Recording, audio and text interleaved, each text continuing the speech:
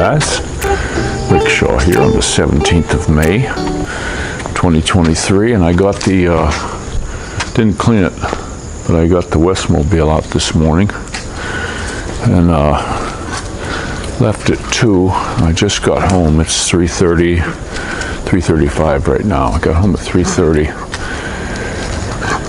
and I'll tell you what, I used to love to ride. I mean, it was something that, you know, I've always had to do.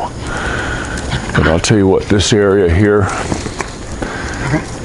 it just killed all that in me. I mean, it's just not even fun anymore to ride around here. I mean, you're cheating death every time. You know, as soon as I left out of here, I was going up to town. I thought, I'm going to take a ride over to Malvar. That's a nice wide open road, new asphalt, and not much traffic. And I'm coming up, and I'm on a one-way, 2 lanes, and these huge trucks come in. They're all racing each other. You know, it's the middle of the night. There's no cops. I had to get over to the right. They're beeping the horn at me like I'm doing something wrong on my piece of road. I'm pinned up against the curb, and they're flying. There's like 6 of them. They're flying past. They don't give a damn. They're running empty, so they're all racing. And that was the start of it. That was the start of my ride. And then you got these jamokes that are driving around. They're in these tricycles that are so dingy. There's nothing reflective on them at all. They had no lights. They don't run any lights. You got people going on the wrong side of the lane. So many people high beaming me. You know, that's rough. Yeah, these stupid dogs barking. That's really terrible. And people passing. I had 2 fellas passing me, and of course they're wearing their helmets on their elbow. And instead of I'm in the right-hand lane, I'm doing 50 kilometers an hour, just cruising along, 4th gear. And instead of getting over the left-hand lane, passing me at 100, he passed me at 100 in my lane. I'm in the center of the lane. He's in the lane. He just missed hitting my handlebars. And I'm looking at these guys thinking, what the fuck is the matter with you? Sorry for swearing, but you know, I just come back from a ride. Usually I come back from motorcycle rides, I'm happy as a lark. And I'm just sitting here shaking my head thinking, these pricks, I can't take them anymore. I just can't take these people anymore. It's too much. It's just too much of what they do. I mean, they live on a knife's edge between life and death every day, the way they drive here. And getting up at 2 o'clock in the morning, yeah, there's not as much traffic. You're not going to sit there. But the way they drive here, and the trucks. As I was coming home when I got back into Lipa, there's a section there in front of the SM, and there's a big dump truck, you know, like a 20-ton dump truck, maybe a little bit bigger than that. And he's in the left lane. He toots his horn and then cuts right across in front of me to go to the right lane to cut the corner. Racing. I mean, he's driving this thing like it's a race car in the morning. There's no traffic cops out. There's no police presence at all. So this is how these animals drive. And if they kill somebody, you know, they don't seem to give a shit. So crazy. But dogs wanted to follow me this morning. I'm glad I was able to send them back. Guard didn't know who I was because I haven't ridden the bike since this new guard got there. But bike started up and ran just fine. Oil was good. Tire pressure was fine. You know, I checked that first thing. It was good. Brakes were good. Everything was good on it.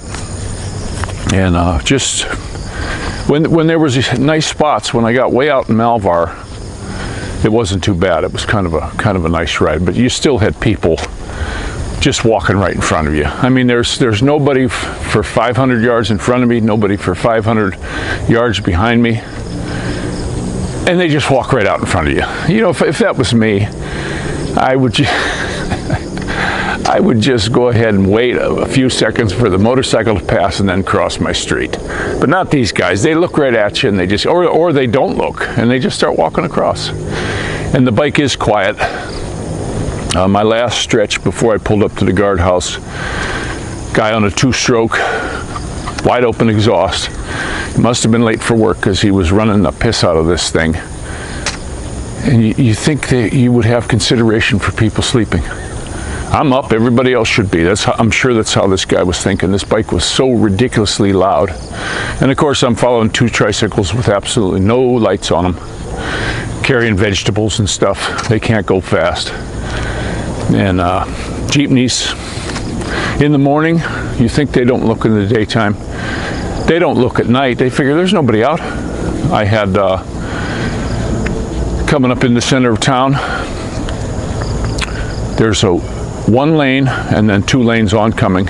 He's pulled out in them 2 lanes, and I'm coming up knowing this is not good, so I'm hitting the brake, and the people coming down the way, they pull into my lane fast. They're all driving too fast. They're late for work, I guess, all of them. This was my ride, guys, and I think my next and last ride is going to be taking the bike back to Wes's house. I'll be honest with you. This is just too much for me. I got kids to raise, and these people don't give a damn about their own lives. Why would they give a shit about mine? You know, it's just absolutely ridiculous here. You know, it's a wonder that some of them live so long. But this is sorry guys, I'm going on about this ride. I just thought I was gonna give myself the jollies riding the bike, and it just didn't work out that way. And I love the bike. I like riding that thing. It's got good power. That's the one thing that's nice about that 650. People don't realize when you're riding a motorcycle, that power is going to get you out of trouble sometimes. You know, when you got instantaneous power, and this thing's got great torque to it too. As long as your R's are up over, 2,500, you hit it in any gear and it's going to go. And I was always a firm believer in, keeping your bikes. It's like the little one-lungers. I keep them up around $5,000 all the time when I'm cruising, because then you got power right away. That's where they need it. This tricycle of mine, I just had to replace the battery. Excuse me. And some of you guys might not know. You put the battery in. I tested it. It was 12.3 volts, so it had been sitting for a good while. Needed a good charge, but now I just threw it in and started the bike. When you do that, you can't putt around on them at super low speeds, because these charging systems don't even charge till you're around 3,000. They just don't. They're set up that way. So you got to do that. But Wes's bike is a little different. 2-cylinder. You don't have to run it at such a high RPM. It seems 2,500 is good. And that's all I did. I drove out there. Most of the time I was just in 4th gear, doing 40, 45 maybe. 5th gear one time, coming back. But also ran into a ridiculous red light when I went through, going out through Malvar. It was off. And when I came back, I guess the timer came on, and it was a 100-second stoplight. And it's like, what the hell they turned that on for? There was nobody from oncoming, and there was nobody from the crossway. Why they turned it on then, I have no idea. But of course, it's a lot of trucks in the morning, so your diesel fuel. Some of the bikes just said screw it and went through it, and I did the same. It would just seem ridiculous. I had 79 seconds to go, and I'm thinking, I'm not sitting next to this soot-blowing truck. Most of these trucks here, if they were driving around in the States, these diesels, they'd pull them over. They would definitely pull them over for all the soot they're putting out. But they run here in this country, they jerry-rig them up, they do whatever they can, and they run them to failure. I was sitting next to that big truck. It was like kind of like a beer hauling truck, but they were hauling all kinds of other stuff, vegetables and stuff on it. I didn't see a tread on any of the tires except the front right one. All the rest of the tires in the back were just completely slicks. That's what you get. So, but that's my ride, and they just, this place is going to kill me. Is what's going to happen. And it's not so much the Philippines. It's this area.